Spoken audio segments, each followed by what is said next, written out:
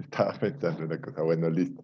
Vamos a empezar hoy a trabajar en la parte del psicoanálisis. Hoy vamos a tratar de entender muchos de los elementos. ¿Sí me están escuchando bien? ¿Aló? Sí, señor. ¿Sí? Ah, bueno. Entonces Sí, vamos a señor. tratar de entender un poquito el psicoanálisis. Eh, Para entenderlo, pues tenemos que recordar mucho de la teoría del psicoanálisis y luego vamos a tratar de entender un poco la psicoterapia desde el psicoanálisis.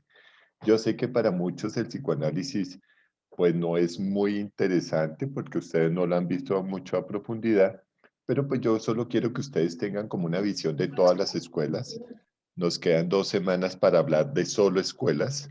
Ya vimos todo lo que es el rapport, el anclaje, pues todos los elementos previos a la entrevista, el examen mental, la entrevista clínica. Hemos visto cómo se manejan algunos elementos ya propiamente en la consulta. Entonces vamos hoy a entrar ya a lo grueso de la intervención, que es como la razón de ser de esta asignatura. Aunque si lo empezaba a hacer, no entenderían muchos de los elementos que yo voy a decir más adelante. Es decir, si yo dijera, listo, ustedes ya vieron personalidad, ya vieron evaluación, ya vieron no sé qué, entonces ustedes dirían, no, pues no lo entendimos. Entonces yo solamente hablaría de intervención y no entendería muy bien cuál es nuestra razón de ser. Digamos que la intervención es el tratamiento en sí, es decir, eh, digamos que hay una pelea muy fuerte entre los teóricos diciendo que la psicología nació como una paraciencia. No sé si alguien sepa qué significa paraciencia. Sí, ¿No? es muy legado a la paranormal, ¿no? Que no, o Exacto. sea, era muy cualitativo, nada cuantitativo. Exacto, entonces, y eso pues nos ponía como a la línea de los chamanes, del indio amazónico, de estas personas, pero se nos olvidó algo muy importante. Después nos volvimos terriblemente cualitativos y cuantitativos y todo lo queríamos medir, todo lo queríamos explicar, pero hay muchas cosas de las cuales yo voy a hablar que no se explican tan fácilmente. Por ejemplo, yo pienso que para hablar de psicoanálisis tengo que empezar a hablar del pensamiento mágico. Todos tenemos un pensamiento mágico. Todo el pensamiento mágico casi que es inherente al individuo. Todos queremos, por ejemplo, o ganarnos la lotería, o que se nos recupere fácilmente la persona, o que regrese el ser querido. Pues esos son los elementos mágicos que a mí me parece que la psicología ortodoxa y muy cuantitativa, inclusive la muy cualitativa, olvidó. Por ejemplo, el psicólogo social olvidó el pensamiento mágico de las culturas, olvida como esos elementos ancestrales. El conductismo obviamente olvidó todo la psique y se centró en el hacer. El cognitivismo se centra en el pensar, pero no recuerda el ser y el hacer. O sea, no sé si cada uno me está entendiendo que la psicología como que cada punto de vista se volvió ortodoxo en sí mismo. O sea, como que dijo, no, es que usted solo puede pensar así o puede pensar así o puede pensar así. Inclusive, Jung habló mucho de los arquetipos y realmente los arquetipos sí son conductas sociales, pero que se pueden en algún momento modificar n veces. Es decir, cada sociedad tendría unos arquetipos muy diferentes, cada cultura tendría unos elementos muy contextuales a sí misma y eso era lo que yo quería que ustedes entendieran, que simplemente el pensamiento mágico no deja de existir en el hombre. Me disculpan que hoy va a ser un día caótico porque la universidad sufrió una situación, ya ahorita hablo con ustedes.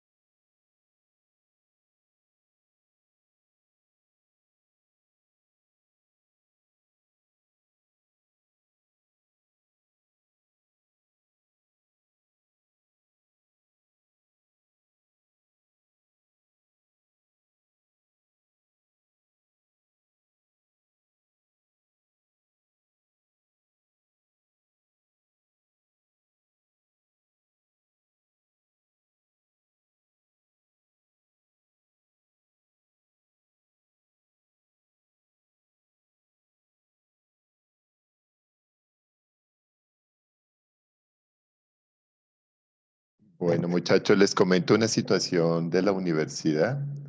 Eh, Se inundó una de las sedes, la sede verde donde estaban todos los documentos. Entonces, están en plan emergencia porque muchas cosas o computadores se han averiado. Entonces, los que tenían cita en esta semana en la universidad cancelaron todas las citas para la parte administrativa. Entonces, por si alguien tenía que ir a hacer alguna vuelta en la universidad, por ahora no están atendiendo por emergencia sanitaria. Se inundó una sede, entonces, y sede verde. Entonces, para que lo sepan, ¿listo? ¿Sí me están escuchando? Gracias, profe. Ah, bueno. Gracias. Bueno, entonces les comentaba que definitivamente el pensamiento mágico sí existe. Nosotros, bueno, nosotros no. Cuando yo estudié psicoanálisis, casi que todo lo centrábamos en el pensamiento mágico. Hay libros, yo tengo un libro por allá perdido, muy antiguo, que habla del pensamiento mágico, porque casi que ese es el inconsciente el que habla, es el pensamiento mágico. Y a veces el paciente solo llega con ideas mágicas y no es nuestro trabajo desmontárselas de una, sino irlo llevando a la razón para que esos elementos de pensamiento mágico como que empiecen a ser entendidos. Uno de los elementos más interesantes que nace en el pensamiento mágico se ve mucho en el niño. Inclusive hay un sueño que se llama sueño ideacional, que el niño sueña literalmente comiéndose una paleta o que le regalaron un juguete. Y cuando despierta, ¿el que busca? Busca la paleta o el helado o la colombina que se soñó que estaba comiendo o el juguete. No sé si los que tengan niños han visto ese tipo de sueños, que dice el niño, no, pa, pero si yo me estaba comiendo la paleta, yo la tenía en la boca, ¿dónde está? Y uno le dice, no, papi, no, no ahí. Que sí, que sí. Entonces miren cómo el pensamiento mágico fue el primer elemento en el inconsciente, o sea, primera manifestación de ese inconsciente es ese pensamiento mágico. A todos, miren muchachos, no me van a decir que no, a todos nos ha pasado que si tenemos un problema muy serio, como el de la señorita no ha decidido qué hacer. No sé si han escuchado esa canción de la señorita. Entonces ella mágicamente espera que se solucione el problema y lo voy a decir con mucho respeto. Sueña en, abortando, sueña que lo perdió, sueña que era un sueño, ¿sí me entiendes? Sueña que era un sueño, que eso no es verdad. Y entonces esos son los principios de realidad que vamos a tratar de interpretar. O sea, el sueño, que es el elemento más claro del inconsciente, se manifiesta entonces, y uno lo que tiene que hacer es ir modificando esos pensamientos mágicos para que sean más desde la razón. O sea, ahí utilizaríamos los elementos de razón. Pero yo no puedo decirle a la persona, no, es que eso no es así, no. Pues tampoco, porque es que es parte de su ser, el pensamiento mágico. Entonces, para empezar intervención, yo sí tengo que decir que cada escuela tomó una posición viciosa. O sea, cada escuela se cree la mejor. O sea, a mí me da risa que los conductistas piensan que son los mejor, que los psicoanalistas son lo mejor, que los cognitivistas, que las terceras olas, que las cuartas olas. Eh, Todo el mundo habla de que él considera que su técnica es mejor y eso es parte del pensamiento mágico. O sea, todo, usted ve, a mí me da risa porque yo tengo contacto con muchísima gente y todos dicen, no, es que yo soy el mejor terapeuta. Yo, ah, sí, ¿en serio? ¿Y por qué? No, es que yo curo. No, nosotros no curamos como hace el antibiótico. O sea, es un proceso. O sea, la cura no la damos nosotros. Nosotros no somos el que damos el antibiótico. Nosotros somos los facilitadores de un proceso. Pero para ser facilitadores tenemos que tener un plan. No sé si me comprendan. O sea, yo tengo planes. Por ejemplo, hay muchos de mis pacientes que yo los abordo con un plan, otros no tan plan. O sea, no tengo tan presente qué voy a hacer, sino en la medida que voy como desmarañando las cosas, voy encontrando el camino. Y eso es la habilidad. Entonces, realmente todo el mundo considera que es un muy buen terapeuta, ¿sí? A mí, por ejemplo, me dicen, no, es que yo atiendo y hago, y yo, ah, bueno, sí, chévere, siga así, y palmadita en el hombro, así, palmadita en el hombro. Pero la verdad es que uno no puede decirse, yo tengo una frase, uno no puede autoseñalarse, o sea, uno no puede decir yo soy. En teoría, el paciente debe decir él es. No sé si me comprendan la expresión. Uno no levanta la mano y dice yo soy, sino el agente dice él es. Por ejemplo, a veces yo intervengo y me dicen, es que Orlando es, entonces ahí sí, pero yo no digo yo soy. Es decir, no digo yo soy buen terapeuta, no, yo digo soy el jefe de tal unidad, soy, ¿por qué? Porque hay que ahí enmarcarlo, eso se llama encuadre, pero realmente uno en el ejercicio profesional, nadie es bueno ni malo, solo es, ¿sí me entienden? Entonces ustedes no se preocupen de ser buenos o malos, sino solo sean, que es como un elemento metafórico. Para empezar el psicoanálisis, ¿ustedes saben algo de psicoanálisis? Bueno, preguntémosle a alguien al azar. Laura Rodríguez. Laura, ¿qué sabes del psicoanálisis? Laura Rodríguez. Laura no está. Profe, ¿qué Laura se fue? fue. Laura no está. Aquí estoy, profe. Laura se escapa. Pues de lo que sé, el psicoanálisis es que fue creado por Freud. Fue creado, no, no es una creación. O... A ver, si ves, mm, no creó, él no creó. ¿Tú me entiendes? No es una creación. Por ejemplo, la Tierra un fue creada método. por... Entonces, aprende palabras técnicas. Te escucho, Laura. Fue propuesto por Freud o el padre del psicoanálisis fue Freud, padre. ¿Sí me entiendes? Pero no creo. ¿Listo? Sígueme. Laurita. Profe, pues también lo que tengo entendido es que el psicoanálisis se estudia, se describe como un desarrollo que se puede estructurar. Me estás leyendo. Esas No, no son profe, tus no te estoy palabras. leyendo, de verdad. Pues preséntate en cámara y te veo. Es que cuando tú utilizas al primero crear y luego estructurar, uno dice algo pasa, algo pasa. Hola, Laurita. Entonces te escucho.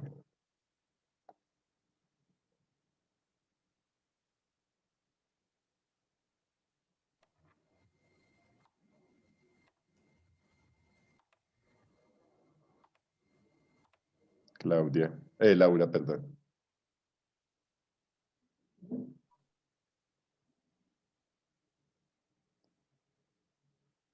Bueno, creo que perdí a Laura.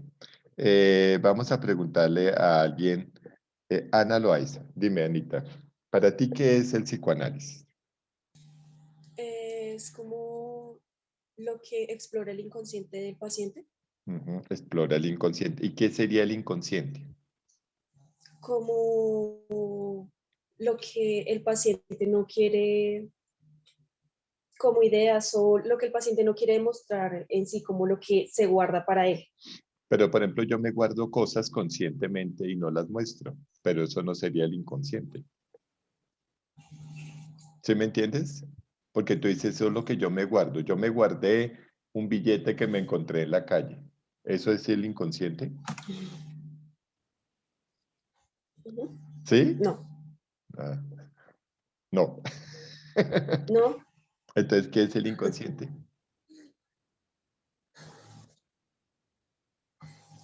es, es que no sabría cómo explicarlo. Mira, muchachos, no quiero regañarlos hoy empezando semana, hoy el Día de la Mujer, hoy una fecha tan particularmente importante. Lo han visto en muchas partes. Lo han visto, no sé si no lo vieron, muy triste, lo vieron en teorías de la personalidad, en teorías y sistemas, lo vieron un poco conmigo en introducción. Entonces, muchachos, o sea, Anita, ¿en qué semestre estás? ¿En primero? Anita Loaiza, ¿en qué semestre estás? Séptimo. ¿Y te parece justo que después de estudiar 36 materias, un montón de tiempo, tú no me expliques bien qué es el psicoanálisis? No. ¿Sí me entienden, muchachos? O sea, no sé si estoy con un elemento de un mecanismo de defensa llamada la negación. Me niego a entender lo que está pasando. Ay, Dios mío. Bueno, entonces básicamente el psicoanálisis, pues obviamente presenta unas instancias o aparato psíquico. El aparato psíquico obviamente son los elementos psíquicos. Psíquicos viene de psique. Stephanie, dime las 4 tareas de psique. Otro, como el inconsciente.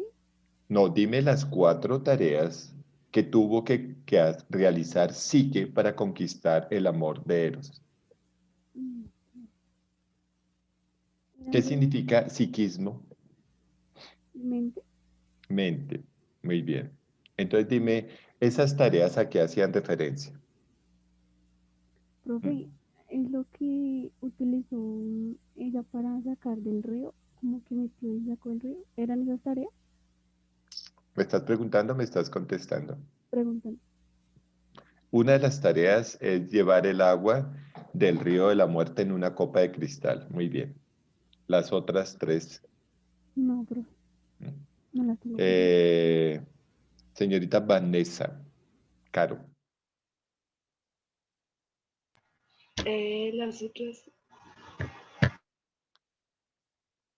perdón, las otras eran separar los granos Sí, de la de, montaña. de la Los montaña. granos, 7 granos Y de 7 semillas granos. de una montaña. Muy bien. Otra, Separar los algodones de las, no. ¿no? Los, los hilos de los cancerberos, ¿cierto? O sea, digamos los hilos dorados de los cancerberos. Perdón, de los... se me fue de los... Ay, espérate. De los vellocinos dorados. O sea, coger vellocinos dorados de los carneros. Carneros. De los carneros, gracias. Qué pena. Y la última, pues, que ya fue la que no puedo superar, que era la de ir al inframundo y sacar la caja de Pandora, creo que era así, Muy bien, no, no se la caja de llamaba. Pandora. No, Una, bueno, la caja.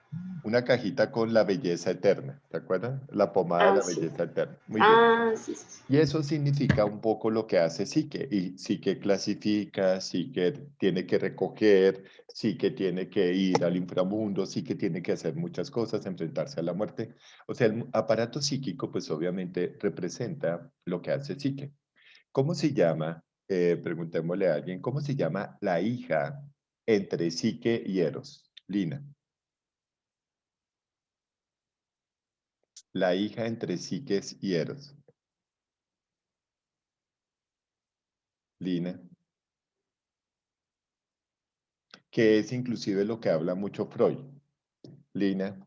Edonia, Edonia, Hedonia, muy bien. Hedonia, ¿qué traduce? placer. Placer, muy bien. Por eso el hedonismo, que es un poco lo que busca siempre el deseo, la búsqueda del hedonismo. Muy bien. Valerie, ¿qué me ibas a decir? A lo de la hija de Sique. La hija, sí, de Years. Sique Muy Years. bien. Listo. Hedonia, ¿qué significa hedonismo? Placer. Muy bien.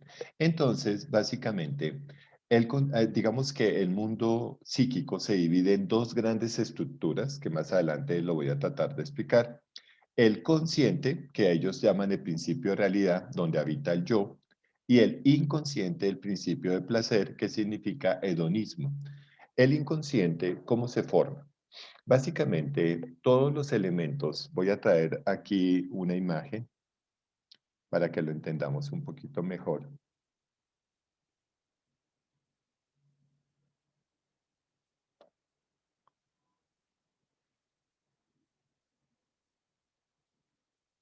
Que es la famosa imagen de lo consciente y lo inconsciente. Listo. Entonces, digamos que muchas cosas están a la luz, es decir, eso sería el consciente. El consciente me muestra que todo lo que llega acá, ¿sí ven? Pues pasa por los sentidos. Listo, pasa por los sentidos. Cuando pasan por los sentidos y yo soy consciente de que he visto algo, entonces eso es lo que se llamaría, entre comillas, conciencia. Conciencia es que yo soy consciente, me estoy dando cuenta de que algo llega. pero muchas de las informaciones, porque son millones y millones de información, baja sin pasar por los órganos de los sentidos. O pasó, pero no fuimos conscientes. Como pasan acá, se van depositando en una estructura psíquica como en lo profundo del mar, ¿sí? En lo profundo del mar. Y eso es lo que se llamaría el inconsciente. El inconsciente, entonces, es todo lo que pasa derecho por el sistema de la razón. Esta sería la razón, este pedacito de acá hacia arriba sería la razón. Y todo lo que pasó derecho, aunque entre al mundo de la razón, pero no se percibe como conscientemente, llega al inconsciente. Digamos que esa fuerza, aquí voy a borrar esto que queda acá, digamos esta piedrita que queda acá en el inconsciente, va a generar algo que se llama pulsión. Y esa pulsión genera una presión sobre los elementos para que esos elementos de presión generan digamos, unos cuadros patológicos o empiezan a generar una molestia. Es como si yo tengo una pequeña piedrita en medio de dos dientes. Entonces los dos dientes sienten la presión y quieren desplazarse. Por eso las pulsiones se llaman desplazamientos, o sea, desplazan cosas, proyectan cosas que nosotros como terapeutas tratamos de interpretar para que el paciente alivie esa pulsión. Entonces, literalmente, la pulsión es lo que nos va a permitir la intervención. Si no hay elementos de pulsión, pues obviamente no habría elementos de interpretación y por lo tanto no habrían elementos clarísimos en el proceso terapéutico. En esos elementos entonces mira lo que pasa. Este pedacito que se ve aflora es la conciencia. Pero ¿qué se dice con respecto al inconsciente? Que es lo más profundo. Y los iceberg tienen un gran inconveniente. Lo que se ve, lo que se ve es muy pequeño frente a lo que se oculta. No sé si me entiendan ese concepto. Lo que se ve es muy pequeño frente a lo que se oculta. O sea, si yo quisiera entrar a la psique inconsciente de ustedes, tendría que tener clarísimo que es gigantesca, gigantesca, versus lo que yo veo de ustedes, que es muy pequeño. ¿Comprenden eso? Entonces, el inconsciente se forma de millones y millones y millones de cosas que en algún momento pueden desaparecer o pueden quedarse ahí en forma latente. En la película, El Príncipe de las Mareas, lo que mostraba el protagonista era que él no recordaba la situación abusiva, ¿se acuerdan? Que no recordó cuando toda la familia fue abusada. ¿Eso en dónde estaba? ¿En lo consciente o en lo inconsciente? En el inconsciente, ¿sí ven? Y generaba una pulsión, por eso su relación afectiva con las niñas y con su esposa no era buena, su vida no había sido como tan espectacular, digamos que él no conseguía encontrarse a sí mismo, la hermana también, pese a sus escritos, pero esos elementos son del orden inconsciente. Y como son del orden inconsciente, pues obviamente uno puede decir, eso es lo que el terapeuta va a descubrir, pero no lo puede hacer por sí mismo, lo tiene que hacer con el paciente. Una de las técnicas más antiguas del psicoanálisis se llamó la hipnosis, pero la hipnosis, ahorita la voy a ver, ¿por qué no era terapéutica? Porque la hipnosis no hacía consciente al paciente, ¿sí me entiendes? No hace consciente al paciente. Entonces uno al no hacer consciente, pues obviamente el paciente no mejora porque piensa que vuelve el pensamiento mágico, piensa que eso es mentira o que fue un sueño y que como tal no lo vivió. Entonces en la hipnosis no hay los elementos de conciencia. Breuer, dice así, dice, los elementos del inconsciente se pueden abordar gracias a la hipnosis y esa hipnosis genera un elemento catártico, pero el error es que la hipnosis está asociada al sueño. Hipnótico significa sueño. Por eso uno dice, voy a darle un hipnótico a mi paciente, algo que induzca al sueño. Entonces, la verdadera hipnosis significa entrar al sueño. Pero si yo entro al sueño como, como inconsciente, pues obviamente no voy a encontrar nada porque el paciente no va a procesar nada de información. Él me puede hablar en su inconsciente de muchas cosas, pero como él no las escuchó, no las cree. Y como no las cree, pues no hay actitud de mejoría, o sea, no va a mejorar su estado neurótico. ¿Hasta ahí entendemos? Entonces, lo primero que tenemos que entender es que debemos llegar a ese inconsciente. Y hay unos elementos para llegar al inconsciente. Ahorita lo vamos a decir. La asociación libre, la catarsis, la interpretación de los sueños, los actos fallidos, los lazos lingüis. Son formas de entrar al inconsciente. Pero el primer elemento para entrar a ese inconsciente es el lenguaje. O sea, nosotros tenemos, cuando hablamos, hablamos desde nuestro inconsciente, que por eso se llama lazos lingüis, o sea, palabras que yo utilizo. Entonces es el lenguaje el primer canal de ingreso al inconsciente. Inclusive es el primer canal de ingreso a psique. No sé si se acuerdan. Yo siempre lo he dicho, la única forma que tienes para ingresar a psique es a partir del lenguaje. Por eso nosotros tenemos un lenguaje. O sea, cuando Laura me hablaba de creador, yo decía, no, nosotros tenemos unos lenguajes. Él fue el que postuló las teorías del inconsciente, fue el que hizo tal cosa, pero no el que creó. ¿Sí me entienden? Estructuró un modelo. Muy bien. Vamos a seguir acá. Segundito. Bueno, ustedes tienen que preguntarme cosas porque pues yo voy hablando y ustedes de pronto se van perdiendo. Entonces, digamos que mucha de la información llegó al consciente, sí, pero vamos a jugar al siguiente fenómeno. Imaginémonos que nosotros vamos en un Transmilenio y el Transmilenio obviamente está atestado. 240 personas de pie y 35 sentadas, creo que es la capacidad así de una vía articulada. Entonces hay casi 270 estímulos. No, listo. Dentro del bus hay 270 estímulos. Y por fuera hay millones y millones de estímulos. Yo solamente me di cuenta de que una persona estaba jugando al cosquilleo en la cartera de una señorita. Eso se quedó en mi consciente, entonces yo traté de hacer algo, pero no pude hacerlo y dije no, y volteé a mirar y habían dos más que me miraron como que me dijeron quédese quieto, listo. Entonces yo me quedé. Digamos que de esos 270 estímulos que pasaron en ese día, en ese Transmilenio, yo percibí tres o cuatro, que fueron conscientes. Pero pasaron por mi vista millones y millones de estímulos de la ventana, de cuando el Transmilenio iba por toda la troncal de la Caracas, y pasaban y pasaban y pasaban y pasaban imágenes.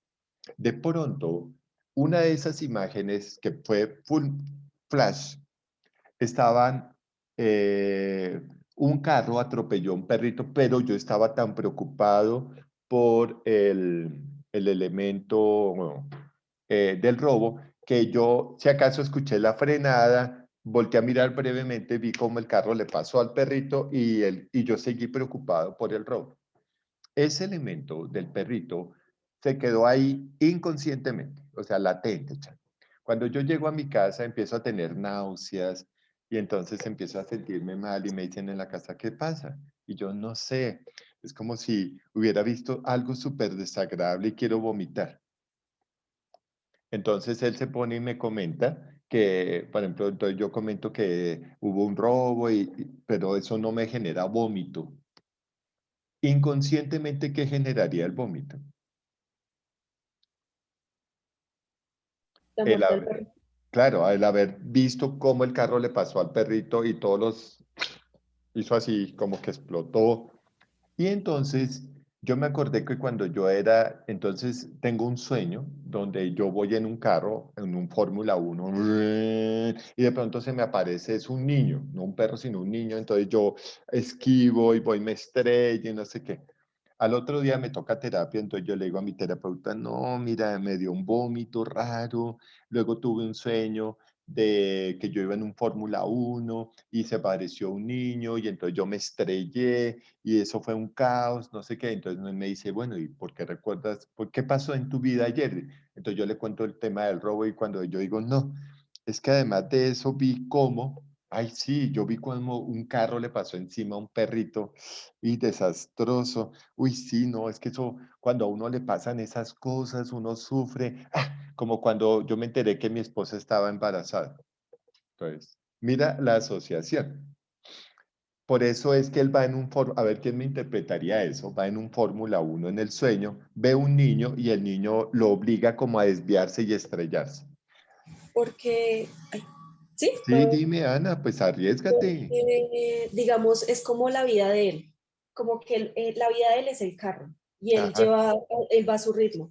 Y el niño es como la interrupción a esa, y ahora se tiene que coger por otro camino que no va a saber a dónde lo va a llevar, como que se desvía su ritmo de vida. Y se estrella, o sea, eso significa que él ve que su vida es un fracaso. Y empieza la interpretación, entonces tú le dices, bueno, y cuéntame un poquito, ¿y por qué asoció la muerte del perro con lo que le pasó a él con su hijo, cuando se enteró que estaba embarazada la compañera? A ver, Anita, o Importancia, Stephanie, tal vez importancia que no les ¿qué? da, ¿Cómo? importancia que no les presta, digamos que no le prestó como tanta importancia, no, como no le importó que estuviera embarazada, al igual que no le importó o que lo pasó por alto lo del perro. Bueno, esa es tu percepción. A ver, ¿quién tiene otra percepción? Natalie García. Bueno, o Tatiana. Profe, porque él lo dijo que, o sea, cuando él Que habló del perrito, él llegó y dijo como cuando mi esposa se embarazó, o sea, él lo asocia con algo desagradable las dos Muy situaciones. bien, listo. Entonces, mira, profe sí que no había podido contestar, porque sí, exacto, porque genera desagrado, claro. desprecio ante otra, lo relaciona así, lo evoca con otra situación. Y por eso llega a la casa, a su familia y él siente náuseas, ¿sí me entiendes? Siente náuseas, como cuando a uno le dan esa noticia caótica y entonces uno quiere vomitar. Entonces un poco ahí empieza la interpretación y ahí hay un elemento de asociación. Entonces el terapeuta tiene que decirle, bueno, ¿y a cómo manejaste la cosa? Y dice, no, pues yo fui, después me sentí fracasado, tuve, y entonces empiezan a contarle a uno que tuve que dejar los estudios, me tocó meterme a trabajar, yo tenía como 21 años, mm, había sido desjuiciado, no sé qué, y ahora me tocaba empezar a cuidarlo, mi esposa sí tenía trabajo, yo no, y empieza a contarle a uno todos los elementos que van a hacer la catarsis para empezar a trabajar la conducta con el paciente. Entonces, por ejemplo, ya uno lo repotencializa, estructura el yo y entonces él dice, bueno, ya mi hijo tiene tantos años, yo ya puedo ponerme a estudiar, yo ya puedo hacer tal cosa, ya él me ha enseñado, yo ya lo quiero. Muchas cosas ahí aparecerían como los mecanismos de defensa. ¿Listo? ¿Entendieron eso? Entonces, mire cómo lo que estoy tratando de explicarles es como algo que entró al inconsciente, que fue la muerte del perrito, así como trágica, porque no es muy agradable, se representa en su vida. Y él estaba preocupado por el robo, ¿sí? Porque tenía que quedarse quieto, pero en algún momento llega a su casa, ve a su hijo o ve a su familia y empieza como la sensación de náuseas y eso es lo que es el síntoma. Y ese es el síntoma inconsciente. Entonces, ahí empieza la habilidad del profesional en descubrir cuáles son las señales, ¿sí? O sea, es como el mundo de las señales, de qué es lo que el paciente me está realmente queriendo decir. Y hay una frase que ustedes deben tener muy presente en el psicoanálisis y es que el paciente habla de inconsciente a mi inconsciente, es decir, la terapia va inconsciente a inconsciente y luego se vuelve consciente a consciente.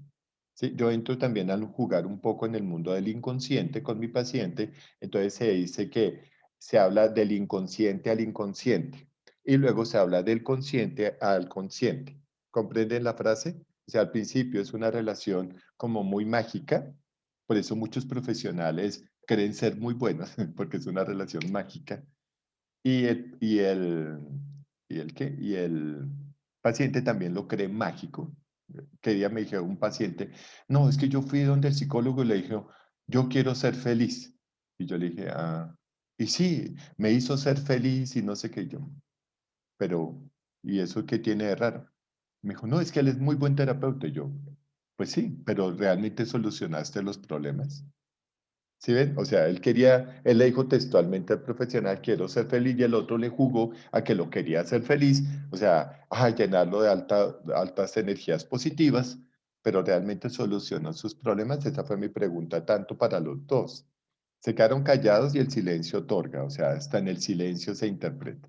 Entonces uno tiene que ser consciente. Entonces lo primero es que si hay un concepto de principio de realidad, que es el yo, hay un principio de placer, que es el inconsciente, aunque estaba pensando en una lámina que quiero mostrarles, el inconsciente no siempre es principio de placer. El inconsciente tiene mucho de tánatos, mucho de tánatos. Por eso, si ustedes me disculpan un momentico, voy a tratar de buscar esa lámina que utilicé una vez en una charla.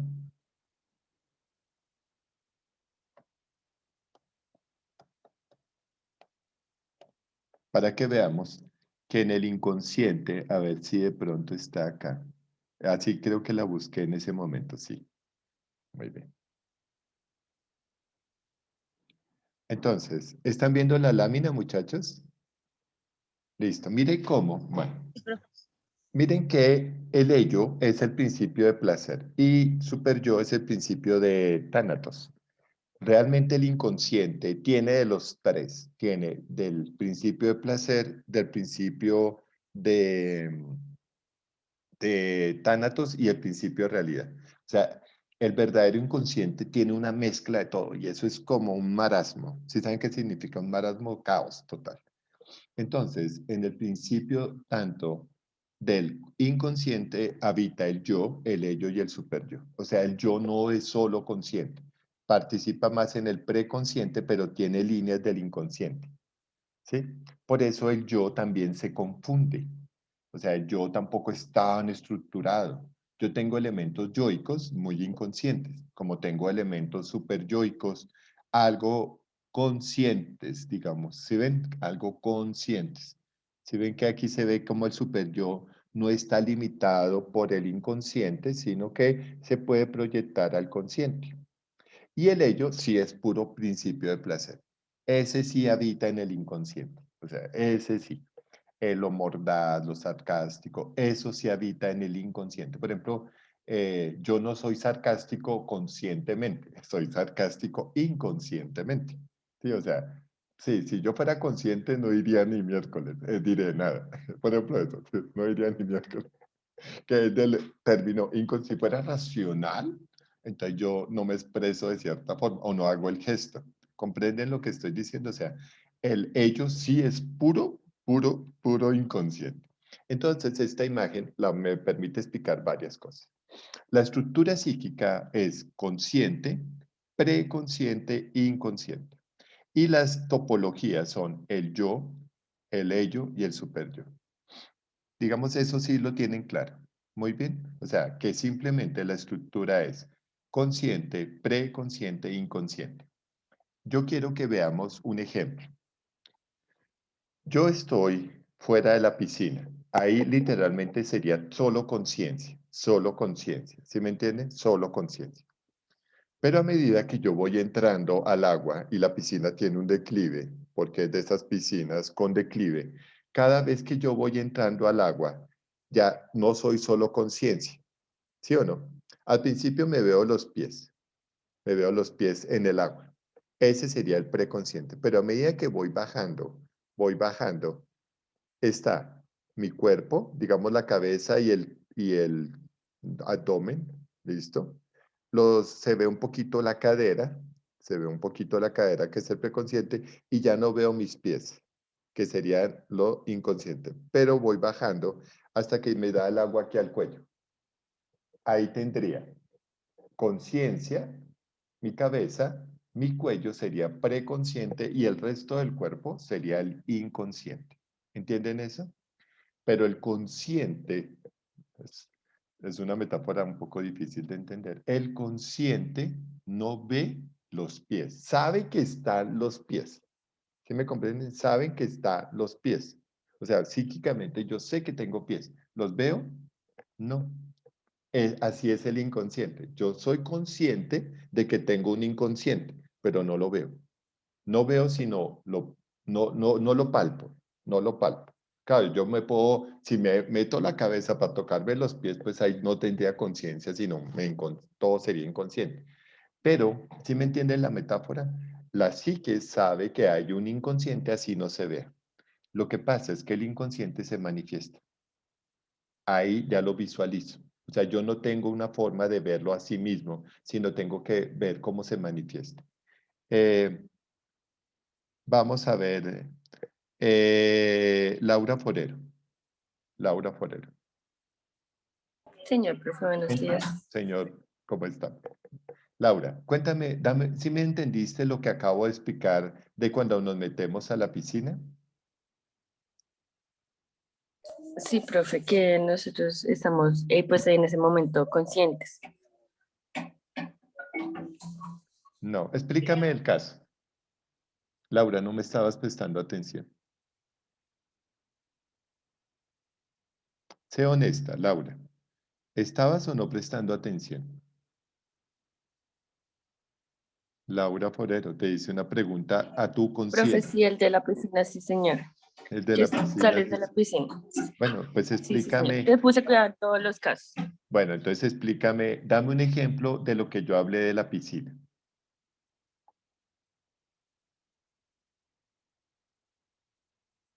La pregunta es, nos metemos a la piscina. Yo decía, sí que sabe que está ahí, pero no lo puede ver, sino solo entenderá sus manifestaciones. Explícame eso.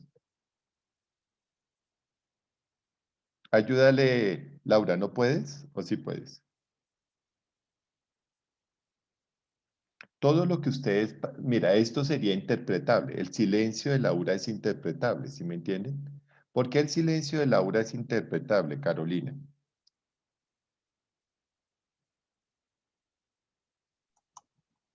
Buenos días, profe. Buenos días. Pues la verdad, porque de pronto no entendió el ejercicio. ¿Qué tienes? ¿Estás triste, Carolina? Sí, profe, un poquito. Un poquito. ¿Sí ven? Ahí empieza la interpretación. El tono de voz de Carolina ya nos demuestra una situación afectiva. Bueno, busquemos a Alejandro. Gracias, Caro. Alejandro, ¿por qué el silencio de Laura se puede interpretar? Posiblemente por dos situaciones. O sea, o no prestó totalmente, prestó atención, pero no lo entendió, o no prestó atención y por ende no entiende el ejercicio. Listo, muy bien. Alejandro, dame un ejemplo de lo que dije con respecto a la piscina. Por ejemplo, como el ejemplo del príncipe de las mareas. Él sabía que hubo el evento traumático, pero no recordaba que a él también lo habían abusado, hasta Ajá. que la terapeuta hizo que aflorara el recuerdo. Perfecto, listo. Muy bien, Alejandro. Así me gusta, un buen psicoanalista. Entonces, es claro, él era consciente que había un problema, pero no recordaba la magnitud del problema, hasta que alguien lo visualizó. O sea, le trajo a su psique, a su conciencia, el elemento para descubrir, no, digamos, develar. Mira cómo se hablaría, develar lo que le pasó. Muy bien, perfecto. Entonces, obviamente, los elementos psicodinámicos pues se centran en el consciente, en el inconsciente. Ese consciente inconsciente genera ese inconsciente, perdón, genera elementos de represión, o sea, son mecanismos de defensa que generan un preconsciente y uno cree saber, por ejemplo, mira, tengo un serio problema ahorita con mi oído izquierdo. Desde que estoy en pandemia, mi oído se me tapa muy rápidamente. Me he echado gotas, Entonces, llega un momento en que uno dice, listo, ya me siento mejor y en algún momento como que escucho un poquito mejor. A raíz de que he hablado mucho más fuerte y he hablado más horas, ya Luis me dice, papi, ya estás gritando. Entonces yo, uy, ya, tengo que ser. Esto estaría como en mi preconsciente, ¿sí ven? O sea, me molesta el oído, me echo las goticas, a veces mejora, a veces no mejora. Por ejemplo, a veces me retiro los audífonos porque me molestan, etcétera, etcétera. Pero no puedo poner el sistema porque entonces pienso que estoy gritando más fuerte. Bueno, pero llega un momento en que mi consciente dice, no, ya no más, hermano. Hoy, como tengo que ir a la universidad, voy a ir a buscar a Alexander y decirle, búsqueme el otoscopio y revíseme ese oído, hermano. Porque ya como que raya en que me estoy preocupando. Pero hay otras patologías que como que están sumergidas y se reprimen y dicen, no, pero tú cómo vas a dejar de dictar clase, no, no puedes, tú eres muy responsable y terminas mandando eso muy al fondo, y eso es lo que es un mecanismo de defensa, como que uno reprime, es el mecanismo de defensa más importante, la represión. Luego, segundo, la proyección. Entonces uno coge todo y lo constriñe, lo constriñe, lo constriñe, lo constriñe, hasta que definitivamente lo manda al olvido, pero ese olvido genera pulsiones. A veces llega y el oído me recuerda que está enfermito y me manda un corrientazo y yo, entonces me toca apagar la cámara para que ustedes no noten el gesto de la molestia. ¿Listo? Bueno, luego vamos a ver el yo, el ello y el super yo, que son elementos muy claros. Digamos que eso establece una de las teorías más fuertes, que es la teoría de la libido. Siempre todos buscamos el placer, siempre, siempre. Y entonces es una energía. Y esa energía, pues desde los griegos hablan de la libido, la pulsión, el deseo. Freud decía que el sueño era un deseo manifiesto, entonces que el sueño nos representaba los deseos. Y lo que vimos la clase pasada con el corazón delator fue como ese deseo, si se cumple, pues después genera unos elementos muy neuróticos que hacen que, o psicóticos que uno hace que sienta que el corazón del padre que mató empiece a latir. Y es tan fuerte que hasta los policías lo escuchan. Esos elementos de la libido formaron las famosas etapas del neurodesarrollo, del psicodesarrollo o desarrollo sexual, que son oral, anal, fálica, genital y latente, latente y genital. Luego establece una relación con el sujeto, entonces se llama relaciones objetales. Y aquí viene el conflicto entre eros y tánatos, que es instinto de vida o principio de vida y principio de muerte o instinto de muerte. Esos elementos obviamente conllevan a que la libido tenga un exceso o la falta de gratificación. O sea, digamos que uno puede obtener mucha gratificación o tiene poca gratificación. Pero, por ejemplo, mira lo interesante en el deseo. Por ejemplo, a mí me encanta educar, así mi gratificación económica sea baja. Entonces uno prima un satisfactor sobre otro. Bueno, eso dirían los conductistas. Pero digamos que en la libido uno dice, listo, a mí me encanta enseñar y me encanta tener espacios académicos, soy un academicista más. Y entonces, ¿qué pasa? Aunque la remuneración no sea la adecuada, pues lo hago con placer. Pero en el momento en que mi libido se centra en el mundo material, entonces eso que yo consideraba como un elemento gratificante, que era dictar la clase, se desaparece, ¿sí me entienden? Se desconfigura y nace entonces el materialismo. Entonces yo digo, no, no quiero dictar la clase porque no me la pagan.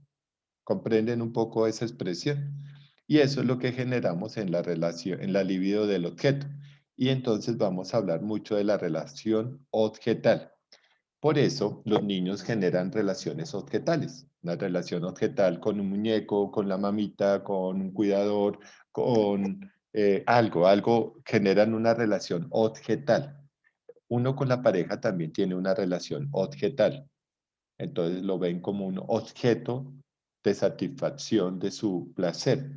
Por ejemplo, uno puede o centrarse en la libido, en la relación íntima, o centrarse en los aspectos de sexualidad, como lo decía Freud, en las caricias, en el juego, en la compañía, en otras cosas. Entonces, uno podría centrarse exclusivamente en la relación, digamos, física o en la relación sensual y sexual que le puede traer más elementos satisfactorios.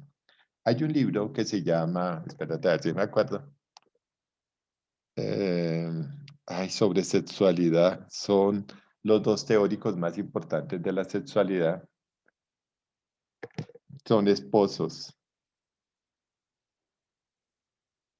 Bueno, ahorita me acuerdo, si me acuerdo de los autores, se los digo, que habla sobre eso, sobre la sexualidad establecida en las relaciones objetales, no físicas, sino de otro tipo de, como de relación, ¿no? En otro tipo de situaciones, no solamente en lo físico. No, no me sigo acordando. Melanie Klein. Melanie Klein, no, Melanie Klein habla sobre el seno bueno y el seno malo. Espérate. Cuando me acuerde les digo, qué pena. Bueno, los tratamientos psicoanalíticos, pues uno es obviamente la hipnosis, los elementos de hipnosis, aunque yo les voy a enseñar algunos componentes de la hipnosis, no voy a entrar a la hipnosis propia, sino a una hipnosis sugestiva. Pues ahí tratamos ciertas alteraciones somáticas como resultado de ciertas influencias psíquicas. Vemos la conducta de los pacientes después de la hipnosis, que yo les decía que eh, a veces no, me disculpan un segundito, por favor.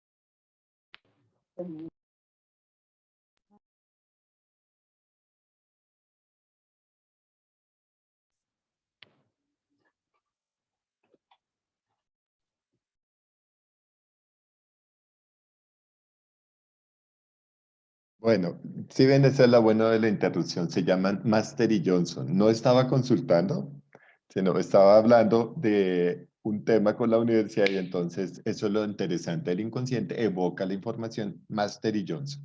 Entonces Master y Johnson hablan mucho de ese tema de la sexualidad. Bueno, entonces hablamos que lo hipnótico pues son las conductas de los pacientes después de la hipnosis permitía deducir la existencia de procesos anímicos, aunque eran inconscientes, y ese es el problema. La hipnosis no fue un elemento interesante, por eso, porque el paciente simplemente casi que no podría traer a conciencia aquello que evocó durante la hipnosis. Era un medio, digamos, el sujeto revivía el suceso traumático, pero no podía ser, bueno, ahí está lo que acabo de explicar, que no, es, no lo elabora conscientemente. En El Príncipe de las Mareas es el ejemplo claro de por qué no hubiera servido una hipnosis, porque el paciente simplemente evocaría un elemento que él no lo cree y si no lo vuelve y lo representa en el sueño. Digamos que la catarsis antecedente del psicoanalista se abandona se abandona en el proceso hipnótico. O sea, yo no puedo utilizar eso como elemento catártico. Yo cuando les expliqué la hipnosis sugestiva, que es parte de varias escuelas, yo les diré, bueno, voy a empezar la relajación, no sé qué, entonces se llama relajación sistémica, entonces se relaja por grupos musculares, no sé qué, se lleva a un lugar y se empieza a estar como bien con uno mismo y uno mete algunos elementos en la hipnosis. Y eso es lo interesante. Un segundito, por favor. Ahora esto se bloqueó. Muy bien. Otro tratamiento, obviamente, es la asociación libre y la interpretación. Consiste en comprometer al paciente a dejar de lado toda reflexión consciente y a comunicarse al analista todo lo que se le ocurra. O sea, es como que esa es la terapia más fácil de hacer. ¿Por qué? Porque la asociación libre uno empieza, buenos días, ¿cómo estás? Bueno, cuéntame. Y él empieza a hablar, ta, ta, ta, ta. Y uno no interrumpe nada. Pasa uno una hora escuchándolo, ta, ta, ta, y le dice cuando termina la hora, bueno, muchísimas gracias. Y él le dice, ¿cómo así? Sí, ya te puedes ir. ¿Pero qué?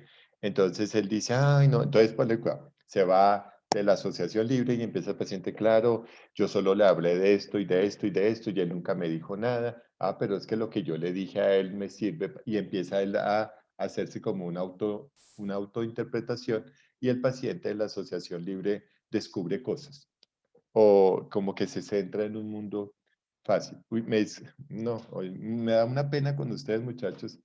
No me van a dejar hoy hacer nada. Un segundito, por favor.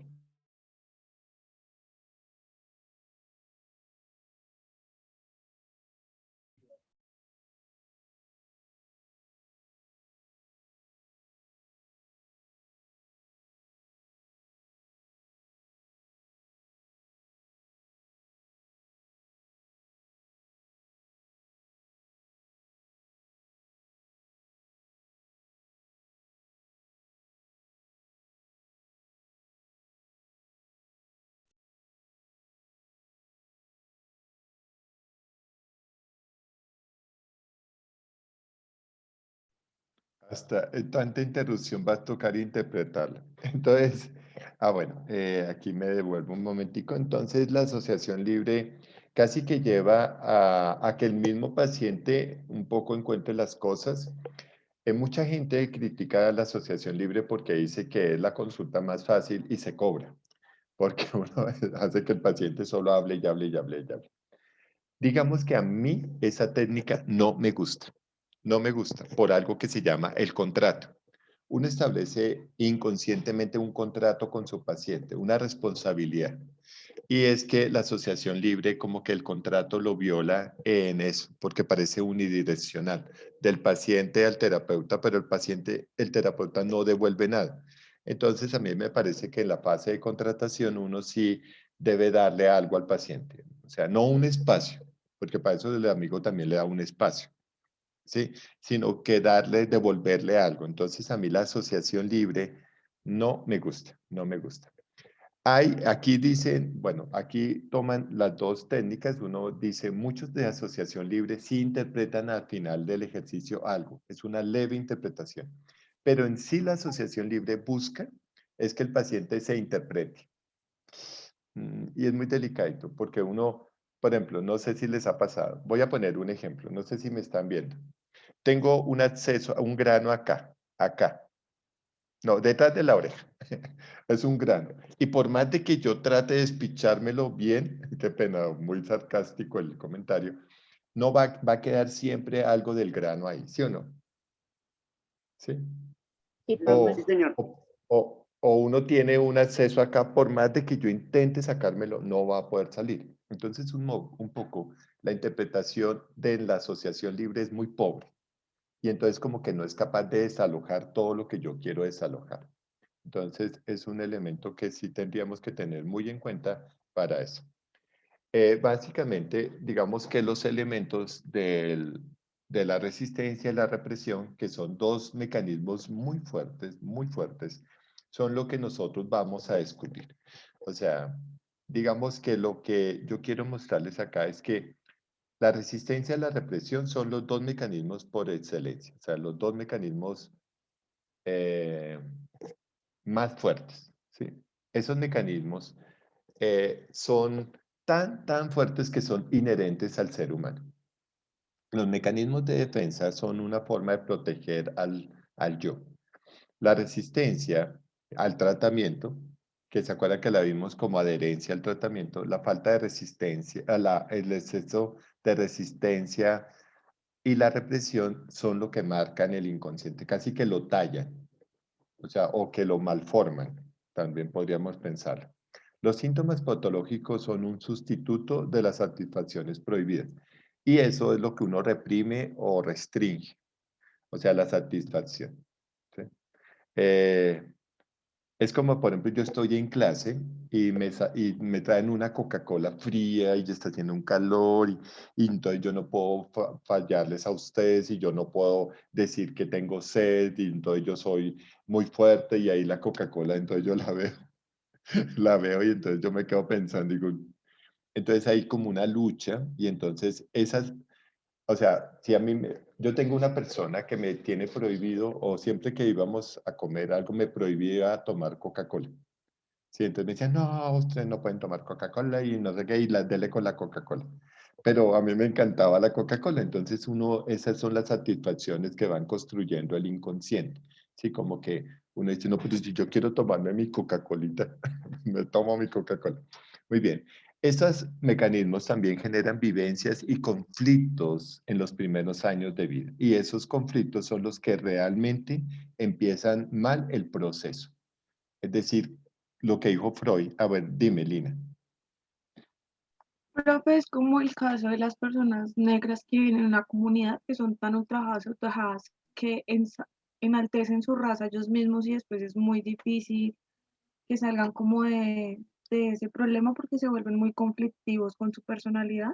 Ujú, es eso. Por eso hay racistas en Chocó, racistas de negros. ¿Tú me entiendes? O sea, eso es lo que constituye. O sea, se generan unos conflictos impresionantes y todos son sufrimiento. Bueno, lo iba a decir, bueno, voy a decir algo muy inconsciente. Mira cómo la mujer para mí ha sido siempre muy valorada, sino que ella ahora se hace víctima y entonces pasaron de ser femeninas a ser, no sé si ustedes vieron el mensaje que les dejé hoy, yo les decía, sin olvidar lo femenino, ¿sí? Pasaron de ser femeninas a feministas y pasaron a ser machistas y pasaron a ser casi que tiranas. No sé si me entiendas un poquito, Lina. Entonces mira cómo esos elementos de resistencia y represión en la mujer hizo que ahora se desconfigurara. Sí, profe, es como la ideología que crearon para ocultar algo. Exacto, y eso es lo que significa resistencia y represión. Mira, a mí algo que me encanta de la mujer es que sea súper femenina. Me parece. Yo no quiero, y la verdad es que de mis 180 mujeres, ninguna ha sido machorra ni nada de eso. O sea, no mentira, esto es un chiste. No he tenido tanto. Pero hay Profe, pero la mayoría seguimos siendo femeninas y muchas cosas. No te escuché. Nata, no te La escuché. mayoría seguimos siendo femeninas y conservando pues eso, sí, lo de ser mujer. Claro, pero mira, muchos grupos no, y los grupos, digamos, las mujeres, ¿cómo les explicará? Esos grupos sociales que se han dedicado al manejo de los derechos y derechos de las mujeres, se vuelven, ya se pasan, rayan en otra cosa, ¿sí me entiendes? Rayan en ese problema. Por ejemplo, mira, no quiero que ustedes se sientan mal, pero imagínate una niña bien bonita, vestida con falda, tacón, uy, se ve espectacular. Y no estoy diciendo que no vista así, pero han perdido ese encanto, ¿sí me entienden? Yo he visto mujeres que uno las invita a un lugar muy bonito y se van mal vestidas. Entonces uno dice, no, no sé. Bueno, es un poco mi ideología. ¿Sí me comprenden? ¿O no me comprendieron? Es como Sí, profe, sí. aquel hombre que también es súper descuidado consigo mismo, sí, y entonces es un patán, ese también pasó a la represión y a la resistencia al otro lado, ¿sí me entienden? Por ejemplo, yo no soy, bueno, ustedes ven que yo tengo algunos rasgos suaves, o sea, yo soy muy sensible. Bueno, a los que me conocen muy fuerte, yo sonrío, yo soy sensible, yo lloro con una película, y eso no me significa dejar de ser hombre. ¿Sí me comprende? Sino que esa es la mala concepción. Y eso me encanta de Freud, porque él dice, claro, los mecanismos de defensa se vuelven a la víctima, se vuelve victimario. Eso es clarísimo en el inconsciente. Una víctima después se volverá el peor de los victimarios.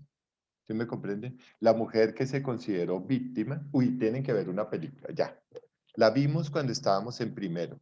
No sé si la vimos. El color púrpura. Uy, véanse en esa película para que entiendan todos los elementos del inconsciente. Uy, sí, para caso clínico del día viernes. Sí, uy, sí, súper interesante. El color púrpura, por favor. Eh, me la tienen presente para el caso clínico. Uy, sí.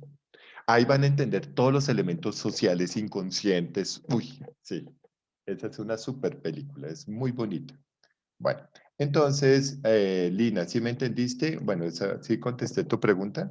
Sí, profe, claro. Lo que pasa es que tengo como una compañera y yo sé que ella sufrió mucho, mucho de bullying en el colegio y estudiamos juntas como los 3 años últimos del colegio.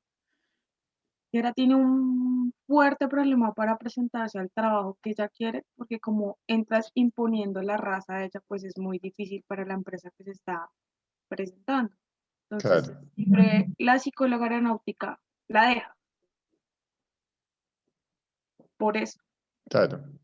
Porque inconscientemente no ha resuelto sus elementos de represión y No, resistencia.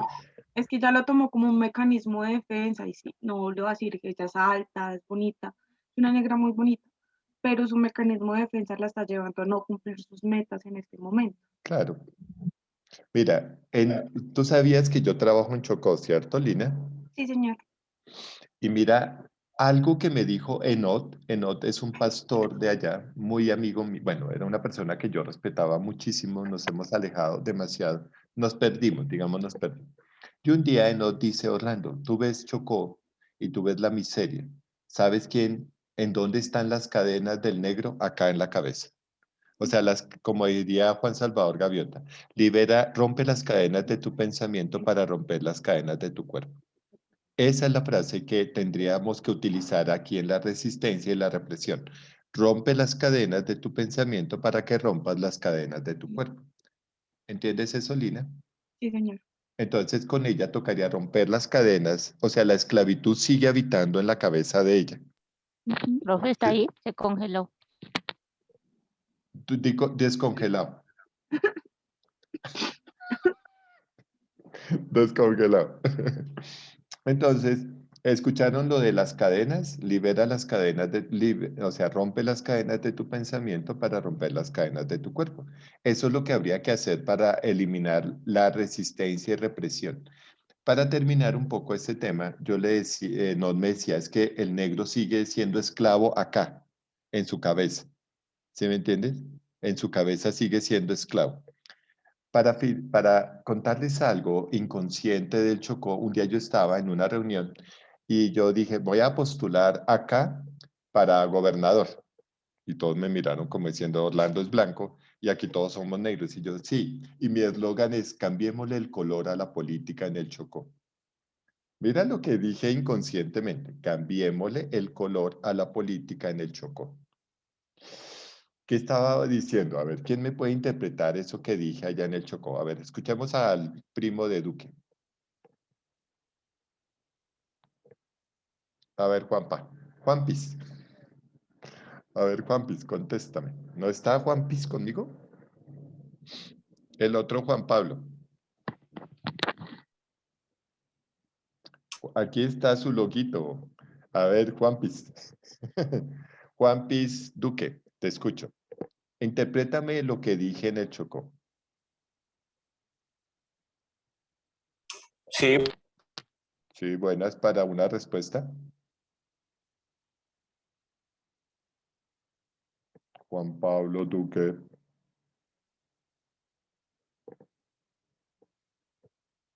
Sí, Juanpa.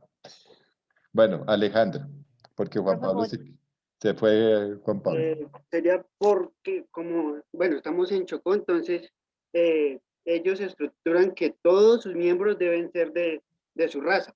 Ajá. Al decir esto, pues, como que para hacer la integración de otro individuo de otro color, de otra raza, para poder integrar ambas razas y romper las cadenas de pensamiento que, o sea, todos somos blancos o todos somos negros. Bueno, esa sería una. A ver, Juan Pablo, ahora sí volvió a aparecer acá. Juan Pablo, te escucho.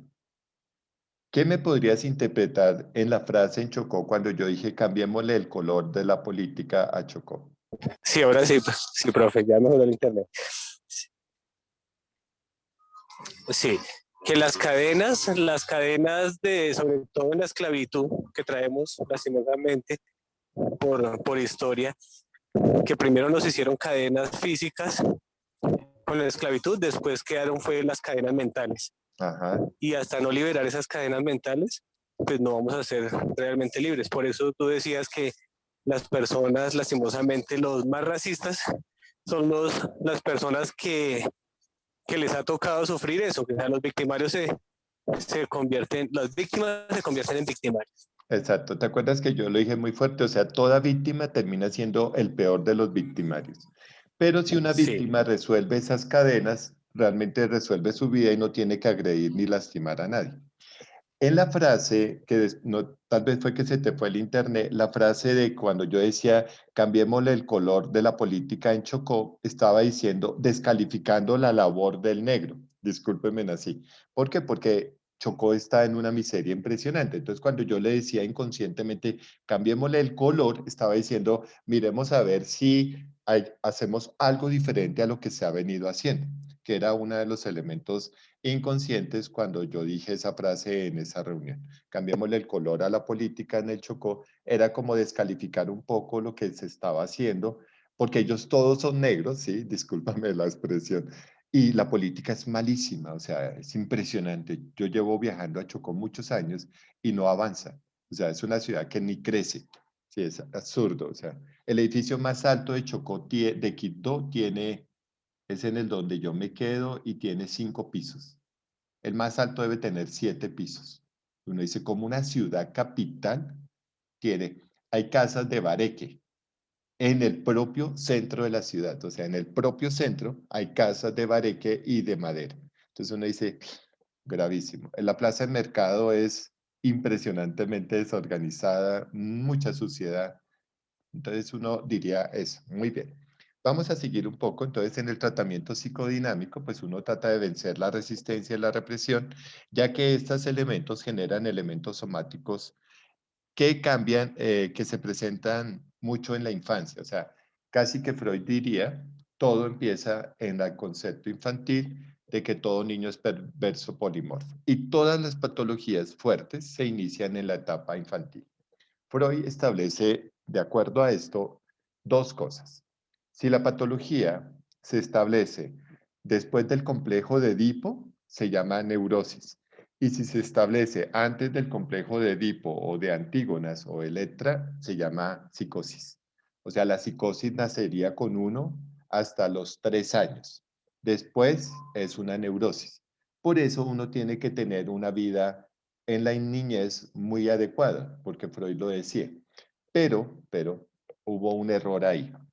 Digamos que Freud conceptualizó todos los elementos inconscientes para su época, que fue la crítica más grande.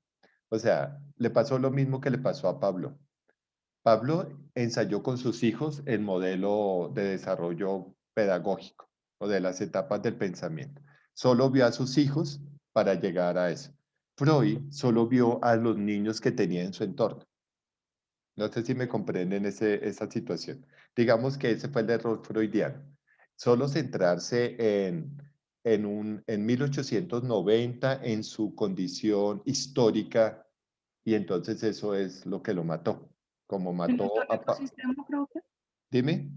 Como en un solo ecosistema. Como en un solo nicho. Muy bien, Lina. Entonces no vio más allá. Cuando llegaron las teorías a América, que somos de un concepto muy diferente, un arquetipo súper diferentes, como diría Jung, muy diferente, yo decía, no, cada niño sí pasa por unas etapas que son obvias en el desarrollo psicosexual, pero manifestadas en unos elementos culturales. Y como tienen manifestación cultural, las patologías van a cambiar. Y literalmente las patologías podrían ser entendidas inconscientemente desde unos tipos de crianza, ¿sí? Desde unos tipos de crianza. Cuando veamos terapia sistémica, yo les voy a enseñar modelos de crianza. Nosotros podemos trabajar en hábitos y rutinas, pautas de crianza. No sé si me entiendan ese concepto. Entonces, en terapia sistémica uno maneja hábitos y rutinas y pautas de crianza. Y las pautas de crianza determinan un desarrollo psicosocial y psicosexual y psicobiológico en los niños de cada estructura familiar. Por lo tanto, Freud se equivocó en una cosita muy pequeñita. Las patologías no son de orden individual, sino las patologías se volverán de orden familiar social. Yo escribí una vez un libro, más bien un artículo, sobre la psicopatología familiar. Son las psicopatologías familiares las que sí forman un inconsciente y ese inconsciente es lo que nos obliga a comportarnos neuróticamente o psicóticamente. ¿Hasta ahí me están entendiendo, muchachos? Dime, Natal. Profe, Natal. una Dime. pregunta. ¿Una psicopatología familiar podría ser algo que me ocasione? Un ejemplo. Digamos, tengo una discusión familiar, ¿sí? Entonces pueda que eso me produzca, bueno, inicialmente gastritis, ¿sí? Entonces Sí. tengo, como el profe dice, el hidróxido de aluminio, pero también me produce estrés. Sí. Entonces me pongo irritable, grito, me altero. Y eso puede ser un trastorno, puede ser del comportamiento, puede ser... ¿Es eso? Eso, Pues, mira, por ejemplo, nosotros, los de la generación de oro, fuimos educados con unos principios diferentes. A mí mi mamá me mira y yo ya me estoy sentando, sin que me diga, siéntese. Entonces, esos elementos generan unos comportamientos clásicos y se llamaron, yo lo llamé el psicoanálisis familiar, o sea, la verdadera estrategia que uno tendría que tener para entender el psicoanálisis es entender la relación familiar. Parece tonto, porque psicoanálisis significa que yo me analizo, pero realmente la familia es quien lo constituye a uno. Mire y es claro lo que pasó en El Príncipe de las Mareas. Es súper claro, o sea, es el problema familiar lo que generó la neurosis particular. ¿Comprenden eso, muchachos? O sea, eso es lo que hace. O sea, la sexualidad infantil nace de la estructura familiar, no nace de otro concepto. Cada familia genera sus propias patologías.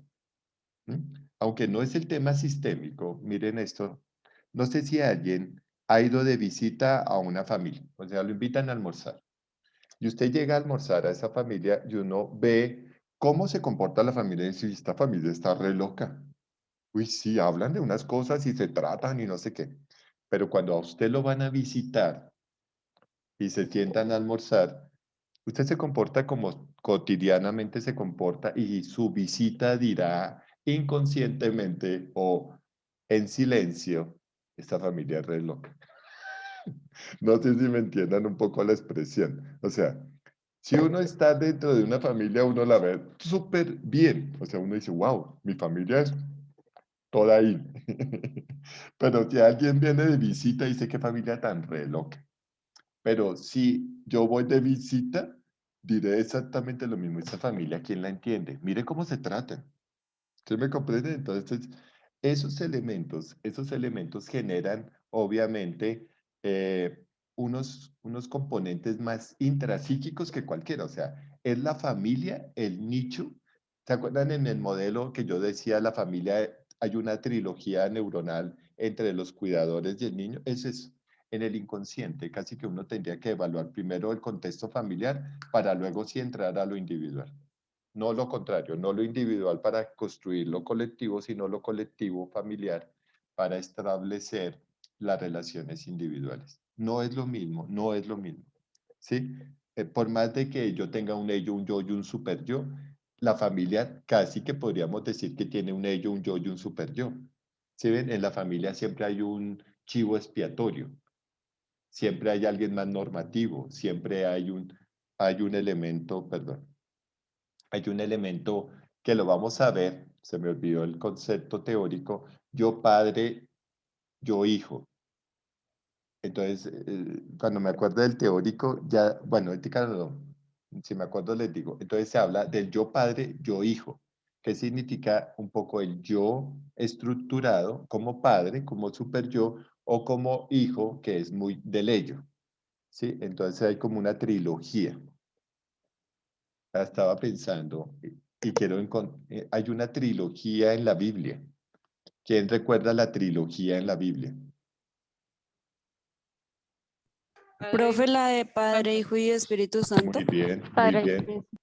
¿Sí ven? Y es una sola persona y un solo Dios verdadero. Entonces se llama la Santísima Trinidad. ¿Sí? Y la Santísima Trinidad establece un yo Padre, un yo Hijo y un Espíritu Santo. Casi como el yo, el ello y el super porque estoy yo. mirando, estabas embarrando el pelo. Dime. No, profe, sí, ya me acordé, Padre, Hijo y Espíritu Santo. Listo. Que se llama el misterio de la Santísima Trinidad. Son tres personas diferentes, pero un solo Dios verdadero. Así es el individuo. Tres instancias diferentes el ello, el yo y el superyo, pero uno solo. ¿Sí? Uno solo. Bueno, el psicoanálisis se basa mucho en el complejo de Edipo para el hombre. Ustedes leyeron Edipo Rey, ¿cierto? Cuando estábamos en primero. Sí, señor. Edipo Rey. Pero ¿cuáles son los elementos de Edipo Rey que resaltábamos en ese momento? Edipo quería casarse con la mamá y matar al padre. No. ¿Se acuerdan que Edipo fue llevado a otro reino atado de pies y manos? Y él, el oráculo, le dice, vas a matar a tu padre y te casarás con tu mamá. Entonces él, por evitar eso, va a donde sus padres biológicos, va en el camino, se encuentra con el rey de Tebas y le da muerte, porque lo roza un carruaje, lo hace caer y él mata a toda la legión, inclusive al capitán. Y cuando llega a Tebas, es proclamado rey y se casa con la reina, que es la mamá. Entonces es que él no quiere casarse, o sea, él no piensa conscientemente, uy, sí, qué chévere. No, no, él no piensa eso. Simplemente se establece como una relación inconsciente. Y mira lo interesante. Un niño pobre, ¿será que no tiene relaciones filiales? Es un niño de orfanato o un niño que está ahí, tendrá complejo de Edipo. Eso fue lo que me hizo pensar. Y en un congreso con latinoamericanos yo decía, los niños de la calle no tienen complejo de Edipo porque no hay un referente. ¿Sí me entiendes? O sea, lo que nosotros llamábamos los niños de la calle no tendrían el complejo de Edipo. Por lo tanto, la psiquis no siempre desarrolla el complejo de Edipo, ni el complejo de Electra, porque hay muchas niñas que nacieron sin padre. ¿Sí me entienden? Entonces, ¿dónde estaría Electra ahí? O muchos niños nacieron sin el concepto de madre. Entonces, ¿dónde estaría ahí? ¿Sí me comprenden? Entonces, digamos que eso es lo que de pronto enmarcamos en el contexto cultural. Dime, Ana. Profe, ¿y no es posible que, digamos, ese complejo se haga con respecto a la figura, una figura de autoridad que el niño tenga? Sí, pero si el niño realmente, para eso sí, digamos que ay, debíamos ver otra película que habla sobre estos mecanismos. Historia Americana X. En la Historia Americana X pasa que la figura se pasa al líder de la banda, o sea, como el líder de la pandilla, pero no lo hace el niño antes de los 2 años y medio, sino el joven que busca un referente de autoridad, ¿sí me entiendes? Podríamos entonces pensar que el complejo de Edipo no solo se establecería en las fases iniciales, como lo dijo Freud, sino que podría presentarse en cualquier momento. Ana, ¿tú qué creerías?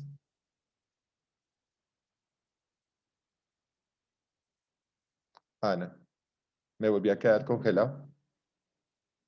No, entonces, tal vez sí, el complejo de Edipo no es de 3 a 5 años como lo establece Freud, sino que podría establecerse en cualquier otro momento. Ana, y sí habría una relación con la figura de autoridad. Pero, por ejemplo, un niño, ¿ustedes se acuerdan del gato con botas, la película del gato con botas? Que ellos son criados en un orfanato. Entonces, ahí, ¿qué idea tendrían de autoridad masculina versus autoridad femenina? La Bueno, Anita. cuidadora del orfanato y el alguacil del pueblo, porque es Bueno, una figura de autoridad ahí para gato. Y para gato, para para el otro es huevo. como una figura de carcelero, de represor. Por eso, si ven, mira cómo cada niño vería la posibilidad de interpretar inconscientemente esas figuras. Sí, porque no hay una diada real. O sea, no hay una diada. Por ejemplo, ¿ustedes ya vieron la película Como agua para chocolate? ¿No? No, señor.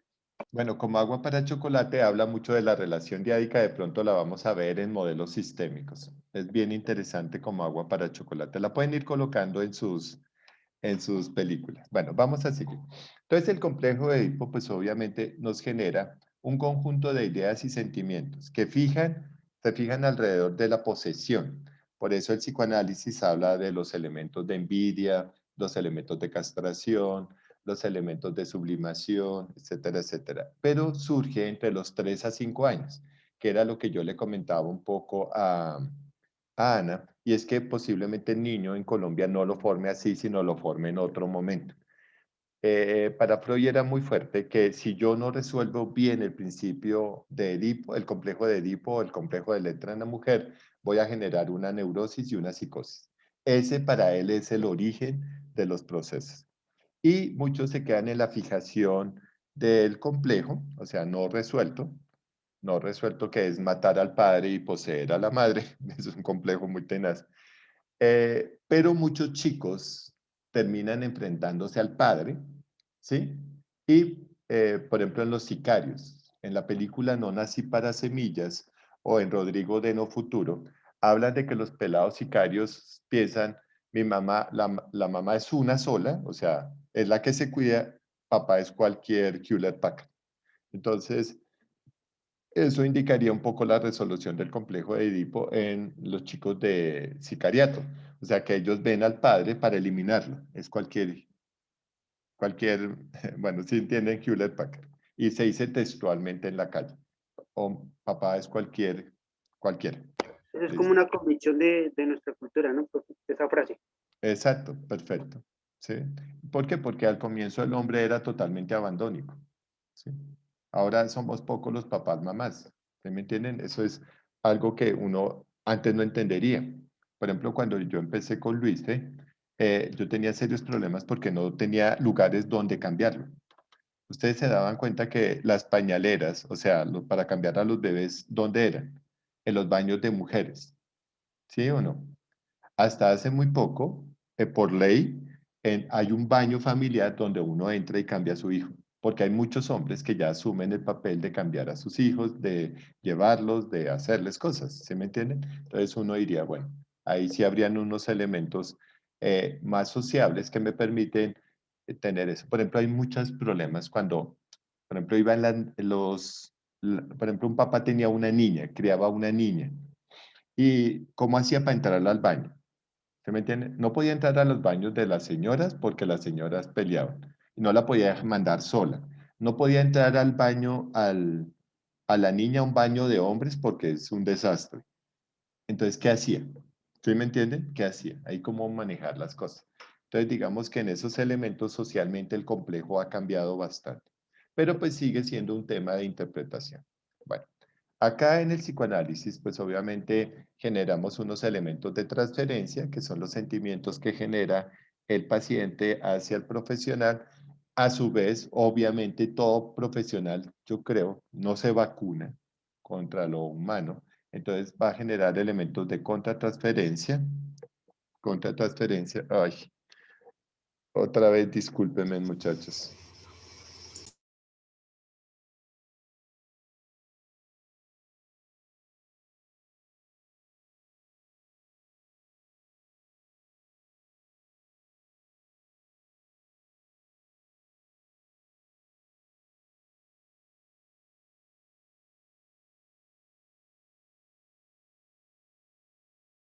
Entonces, esa contratransferencia, pues obviamente no nos aleja de lo humano.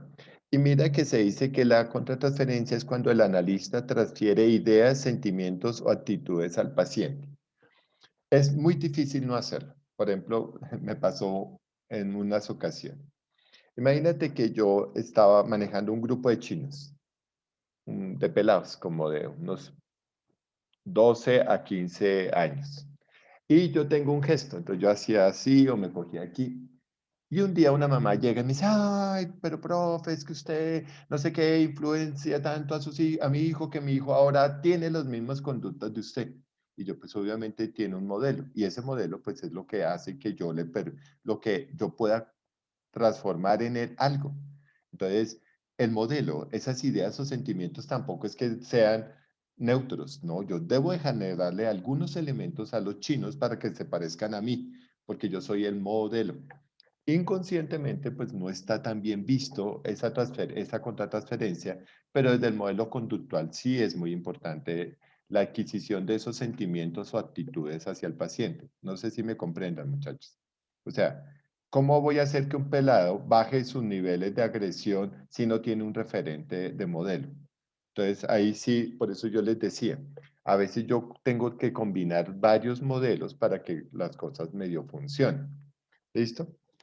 Entonces, el paciente transfiere al analista ideas, sentimientos, y el analista le transfiere como esos elementos al paciente. O sea, son en dos vías.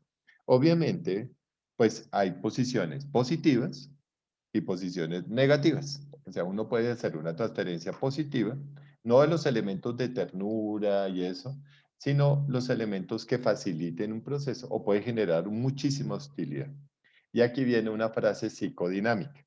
O sea, yo tengo pacientes de acá o me va a levantar de acá. Unos pensados y unos viscerales. ¿Quién me puede interpretar lo que acabo de decir? O sea, mucho paciente está acá o mucho paciente está acá. Bueno, ¿no me entendieron, Tatiana?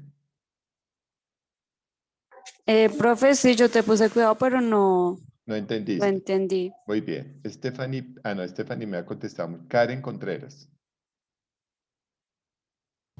No, profe, la verdad no, intento pues, poner la atención, pero todavía necesito como un ejemplo para que me quede más claro. Pues eso es lo que quiero, un ejemplo. Daniela García. Garcés, perdón. A ver, ¿qué entendieron? O sea, uno puede establecer una relación terapéutica desde acá o desde acá. ¿Qué estoy señalando acá? Es muy visceral. Eso, lo visceral. Muy bien, eso, lo visceral. Entonces uno puede pensar que las relaciones todas son psíquicas, de inconsciente a inconsciente, ¿sí o no? Pero en los procesos de transferencia y contratransferencia hay relaciones viscerales. O sea que uno le cayó mal el paciente o uno a su paciente le cayó terriblemente mal. Hay gente que me dice, con ese señor yo no recibo atención y yo no se preocupe porque yo a usted no lo atendería. Entonces, así, tranquilo, no hay ningún problema. Y mi jefe dice, uy, es que ese Orlando es más visceral con gente. Y yo, sí. Si él me dice, no, pues yo, ¿por qué tengo que atenderlo? No es mi obligación. Así haya jurado cosas. Y así mi compromiso ético, nada. Entonces, hay relaciones muy conscientes, por eso nacen desde la conciencia, muy racionales, pero hay otras relaciones terapéuticas terriblemente viscerales. ¿Sí? Por ejemplo, hasta ahí, ¿sí me entiendes, Karen? Karen Contreras. Profe, ¿será que yo sé que va a quedar un poquito como atrasado? ¿Pero me puede explicar lo de visceral un poquito más a fondo? Bueno, cuando tú dices la expresión, es que me cayó como una patada en el estómago, ¿qué significa eso, Karen? Que acá no estamos utilizando como, estaríamos viendo más como la percepción, ¿sí? Y no tanto la racionalidad. Escúchame. ¿Qué Profe, ¿que significa le cayó mal? que me cayó como una patada y una patada en el estómago es grata? No, me cayó terriblemente mal. O sea, las relaciones, bueno, pasemos a algo así. Las relaciones en sí o son pensadas, conscientes, racionales o son viscerales. Karen, quiero que te muestres en cámara un momentico. Listo. Karen. Karen a la una. Profe, dices, Zoom no puede detectar. Ah, espérame. Ya la conecté. Dime. Listo, Karen. Escúchame bien. ¿Tú cuánto hace que me conoces, Karen? Desde el 2017, profe. Desde el 2017. ¿Recuerda cómo fue tu percepción el día que me conociste? Pero usted siempre, desde que uno lo ve, uno dice, se nota que es muy respetuoso, muy estricto. Respetuoso, se nota que sabe muchísimo.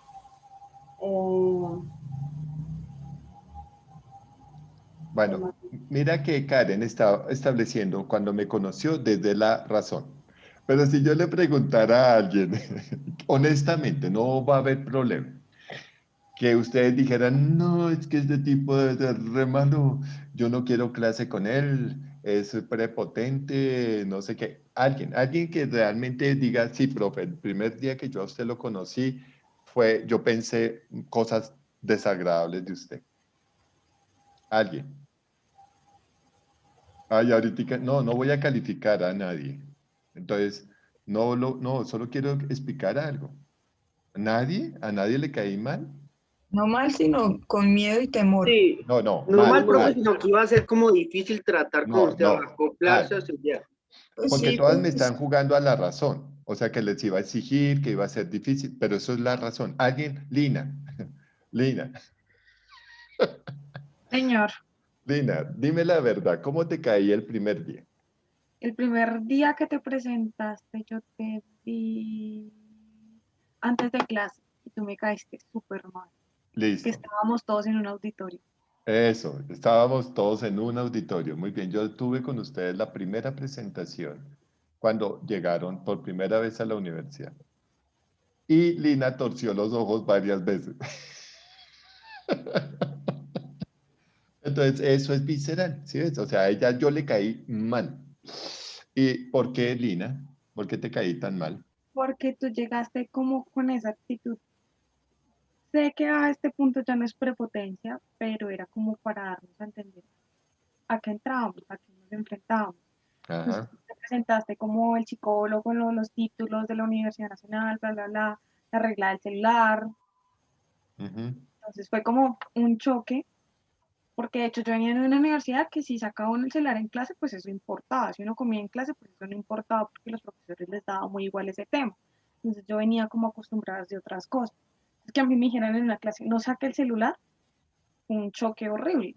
Entonces, Claro. de ahí fue mi primer choque contigo. Listo. Muy bien, eso es lo que hablamos. Muy bien, Juan Pablo, cuéntame.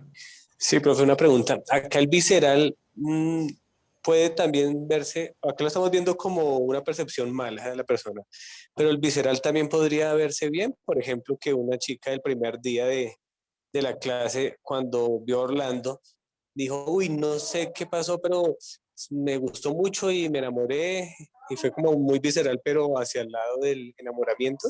No, el problema de lo visceral es lo que transforma el estómago. Es la metáfora del estómago, ¿sí me entiendes? O sea, Entonces, si hay ahí enamoramiento, sería entonces también de la psique mental. de la psique, de la razón, o sea, de que me descrestó, pero no fue visceral porque el problema de lo visceral es que es como si me cayera como una patada en el estómago y una patada en el estómago no es agradable, ¿sí me entiendes? Muestra esos elementos. Hay pacientes que... Sí, pero Dime. sí, o sea, entonces ya ahí entiendo ya lo visceral, sí, sería como eso desagradable. Pero entonces, para que llegue a ser visceral también, por ejemplo, como dijeron algunas personas que pasó por la psique, que dijo, no me gustó porque lo vi muy prepotente desde la psique, que dice, Sí, no me pero no se gustó, volvió por eso visceral. fueron razonamientos, pero no sé, Exacto. ok. No se volvió, ay, ¿qué pasó aquí? Ay, se me fue la señal. Entonces, ponle cuidado, pero si entiendes lo visceral, tú ves el paciente y tú dices, no quiero trabajar con ese paciente. Aquí nació un concepto muy psicodinámico que era la personalidad vampiresca. Uno siente que mucho paciente le quita a uno esa energía. Y eso es muy claro, y eso es desde la relación visceral, o sea, uno siente que es desgastante. Les voy a contar un detalle que es muy claro, y es, tengo un estudiante, no quiero decir el nombre, no es de ninguno de ustedes, es de noveno. Esa niña, solo con saber su nombre, ya me molesta. Solo con que me digan, es que ya. No, es impresionante. Es una relación tan visceral que les voy a contar algo muy respetuoso. A veces quisiera tenerla al frente y darle un bofetón. Uy, sí, es lo más desagradable para mí esa persona. Y raya en la toma de decisiones. Ella me hablan de ella y yo ya sé qué decisión tomo. La dejo. No le ayudo. Nada, no. Es que ni siquiera presto atención a lo que ella me está hablando. Entonces, eso es una relación visceral. Pero lo curioso es que la he mandado a 5 profesionales diferentes, de todas las disciplinas. Porque digo, bueno, de pronto es que Orlando ya está tan sesgado con lo visceral que la voy a mandar. Se la mandé a un compañero, me llamó y me dijo a los 2 días, no quiero seguir con esta niña, por favor, dile que no me vuelva a llamar. Con el segundo, por favor, nada. La mandé a quien yo considero la persona más ecuánime de mi facultad. Y lo respeto demasiado. Él me llama y me dice, no más, Orlandito, no más, por favor. Con esta niña ni siquiera quiero que esté cerca de mí, ni siquiera en mi clase. Y yo, wow. Entonces uno dice, curioso cómo todos otros elementos, uno se puede volver visceral porque es uno como individuo, pero cuando mucha gente lo ve así, entonces uno dice, algo más está pasando. Entonces, esa es una personalidad vampiresca o o gástrica, estoy buscándole un nombre todo raro, gástrica, porque todo lo destruye, o sea, es una actitud, inclusive lo vamos a ver dentro de los mecanismos de defensa, la formación reactiva, amor y odio, todo lo que cogen lo destruyen, por eso dice uno, no, es que es la mosca, como que todo es tan desagradable, como que todo, como que solo la presencia de la mosca ya es desagradable. No sé si me comprendan un poco ese elemento. Entonces, obviamente, en los componentes de transferencia y contratransferencia sí tenemos que tener muy claro que el paciente, pues obviamente nos manda algo de información y uno se la devuelve. Muy bien. Luego vienen otros elementos de interpretación que se llaman actos fallidos, los famosos actos fallidos, y el sueño, que son los elementos ya que nos permiten una interpretación mucho más clara. Bueno, el sueño, entonces obviamente ustedes vieron toda la teoría del sueño, saben cómo el sueño se maneja por el diencéfalo, que el sistema SARA, que el sistema activador reticular descendente y el sistema reticular activador, que son los dos opuestos del tálamo, que son la atención y su opuesto el sueño, que el sueño es digamos, de los elementos más inconscientes que hay. No tiene ni tiempo ni espacio, son irracionales desde la lógica. Un sueño, por ejemplo, cuando ustedes ven la película de Freddy Krueger, Pesadilla sin fin, ven cómo a partir del sueño él mata, si el niño no duerme, no entra al sueño. Y ahí vienen un montón de patologías que son trastornos del sueño, tipo enuresis, encopresis, terrores nocturnos, pesadillas, todo lo de sonambulismo, todo lo de bruxismo, que son trastornos asociados al sueño. Entonces el sueño es uno de los elementos del paradigma, o sea, el sueño es, por eso se llama paradójico. No sé si se acuerdan, sueño paradójico o sueño REM. ¿Sí recuerdan eso? El sueño REM, Rapid Ages Mobile. Sí, señor. Y entonces por eso se llama paradójico, porque es una paradoja. Usted dice su cerebro que está despierto, pero está dormido. Entonces uno no sabe si el sueño es verdad o es mentira. Muchas cosas se vuelven un conflicto inconsciente porque el sueño, hay gente que sueña que está soñando. No sé si me entienden la locura. O sea, se despierta, pero aún sigue soñando. Sí, y dice, no sé si ya estoy despierto o es que estoy soñando que estoy soñando. Uy, una locura. El sueño es nuestro mejor canal de entender el psicoanálisis, el inconsciente. O sea, quien interpreta el sueño, wow, muy chévere. El sueño tiene muchas denotaciones porque tiene dos contenidos. Se llama contenido onírico, que es el contenido propio de lo que el sueño, lo que soñó, perdón. Contenido onírico es lo que yo soñé. Por ejemplo, ¿se acuerdan del sueño del señor que llegó a la casa y que le dio como náuseas, que tenía como vómito y vio al hijo y como que sintió esas náuseas y a la esposa y entonces no quiso comer y se fue a acostar y se soñó que iba en un carro Fórmula 1, vio a un niño, se le atravesó en la pista y él se estrella? Entonces, eso es lo que es el sueño onírico, lo que él dijo soñar. El sueño latente es lo que significa o se interpreta. Entonces, en el sueño latente, yo interpreto la información del deseo. Es decir, que el niño que se le atravesó fue la situación del embarazo, que él iba muy rápido en su vida, muy rápido en un Fórmula 1, súper rápido, pero que el nacimiento de su hijo lo hizo desviar del camino y estrellarse, y que los elementos de frustración se hacen notar en ese sueño. a Jamie le va a dar risa lo que día yo estaba pensando y soñé que Lady se presentó con el cabello de trenzas rojas y me llamó la atención, mira esto, porque yo decía, pero ¿por qué soñé que Lady tenía el cabello rojo y no azul? Y él me decía, mira cómo se me ven las trenzas de color rojo. Listo. ¿Quién me podría interpretar ese sueño que tuve con Lady? No soñé nada más, Lady, tranquila. Solo, solo que tú tenías trenzas rojas y no azules. ¿Quién me puede decir por qué? Profe, tal vez por la atención que le prestó a las trenzas de Jamie, A las como trenzas de que Jamie. lo relaciona con eso, que Bueno, ay, ya tiene trenzas. Y el listo. rojo, pues el color favorito, no sé. Bueno, esa sería tu interpretación. A ver, ¿quién se quiere arriesgar? Pues no De arriesgarse. pronto, por lo que Dime. inicialmente cuando entré a la universidad tenía el cabello era rojo. Wow. Y mira, yo hice un comentario sobre eso. Dije, es que yo tengo en el curso gente de trenzas azules y Tatiana tiene el cabello rojo. Ana creo que tiene el cabello rojo. No sé, Anita, ¿tú tienes el cabello rojo? Sí, señor. Y te acuerdas que una vez yo en clase dije, ay, pero también tienen cabello rojo y me puse a molestarlas.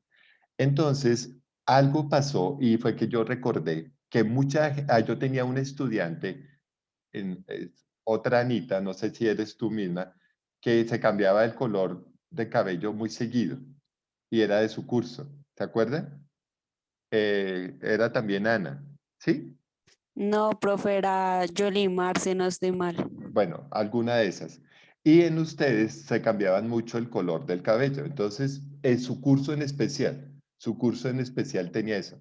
Porque yo tuve una estudiante que se pintaba de rojo y de azul, ¿sí? Ahora es alumna mía en la noche. Entonces, digamos que eso marcó. Entonces, un día yo estaba pensando y yo decía, es que mi curso, las niñas solo cambian de cabello, de color de cabello, pero no de ideas. Y me soñé con eso. Podría estar pensando que Jamie aún no ha cambiado de ideas. ¿Se me entiende? Digamos que eso significaría que no te veo muy segura en mi materia. Es como, y lo voy a decir, Tatiana, lo voy a decir con todo el respeto, Tatianita, y por eso fue que soñé que Lady tenía el cabello rojo. Tatiana, ¿dónde está Tatiana? Por aquí está. Tatiana tiene el pelo muy rojo. ¿Dónde está Tatiana? Hola, Tatianita. Y a Tatiana le ha ido mal en varias preguntas que yo he hecho. Y tiene el cabello rojo. Entonces, Lady, yo te pregunté algo y tú no me diste pie con bola, entonces asumí que tenías también el cabello rojo. ¿Sí me entienden toda la interpretación que hice solo por haber soñado que Jamie tenía el cabello no azul, sino rojo? Uno empieza a interpretar un montón de cosas. ¿Mm? Porque yo molesté a Tatiana por el pelo rojo un día en clase. ¿Sí o no, Tatianita? ¿Sí te acuerdas o no te acuerdas? Sí, profe. Entonces, te estoy diciendo a las dos que tienen que estudiar más. Una forma elegante de interpretar el sueño. Muy bien, listo. Ahora todos se van a cambiar el color del cabello a color natural. Muy bien. Entonces, el sueño se vuelve muy interesante, muy interpretativo, pero pues obviamente hay que saber cosas de la interpretación del sueño, como un poco los antecedentes. O sea, usted no investiga lo del sueño solo así, no, empieza y mira lo que dice aquí, empieza con asociación libre, o sea, usted empieza a preguntarle cosas al paciente, luego le dice, dime el sueño, pero mucha gente me dice, profe, interpréteme un sueño, y yo, uy, no, pues cuéntame algo de ti, ¿se me entiende? Cuénteme algo de usted, porque pues obviamente no puedo tener la magia de ser interpretador de los sueños sin comprender un poco lo que está pasando. Ahí históricamente el terapeuta más grande se llamó José, que se llamó el interpretador de sueños, el que le interpreta al faraón el sueño de las 7 vacas gordas y las 7 vacas flacas, pero no lo interpretó solo porque él tuviera el don de la adivinación, sino porque entendió la situación, ¿sí me comprenden? O sea, y por eso él es nombrado como custodio de todos los granos de Egipto. O sea, el cargo después del faraón era el cargo más importante, como el ministro de Desarrollo y Economía. Entonces, él lo interpreta desde una perspectiva y le dice al rey, ojo, vamos a coger la mitad de los granos y los vamos a almacenar. ¿Se acuerdan de eso? Bueno, yo sé que no son muy lectores de la Biblia, Sí, pero señor. la historia... De las películas bíblicas. La película de Semana Santa. Ah, bueno, la historia de José. ¿Y a José por qué lo cambiaron? Los hermanos lo cambian por dinero. No, Porque le tenían envidia. lo cambian porque le Porque tenían el envidia, faraón le ayudaba. ¿Sí? ¿Lo quería? porque el No, padre lo primero quería. porque era el hijo preferido del padre. Exacto, mira que ahí hay unos antecedentes. Y lo cambian por un plato de lentejas, en teoría, que significa que no vales nada, solo un plato de lentejas. ¿Sí me comprenden? Ellos tenían dinero, no le iban a cambiar por dinero, sino por un plato de lentejas. ¿Qué significaba la metáfora de que no vales nada? La lenteja es lo más barato que uno va de uno y compra lenteja re barata. ¿Ah, cómo? A 1000. Más caro, lo más barato. Entonces, un poco era la metáfora. Entonces, obviamente, el sueño se vuelve interpretativo porque hay que preguntar cosas, ¿sí? Y literalmente el sueño es una satisfacción disfrazada de un deseo reprimido. ¿Sí? Eh, por eso dije, no soñé nada raro con Jamie, no es un deseo reprimido. O si acaso alguien me dice, no, pero veamos el deseo. No, solo que me llama la atención, sí, digamos, si es un deseo, porque imagínate que yo espero que aprendan mucho y me participen mucho. Puede ser un deseo reprimido y el decir, ah, pues si no aprenden, pues ya, ¿se me entiende? Listo. Bueno, nos vemos mañana. Mañana vamos a dar más ejemplos y vamos a ver ya cómo se haría una catarsis, cómo se haría una asociación libre, una interpretación de los sueños, etcétera. ¿Listo? Entonces nos vemos mañana, muchachos. Bueno, profe, gracias. Bueno, Gracias, profe. chao. Profe.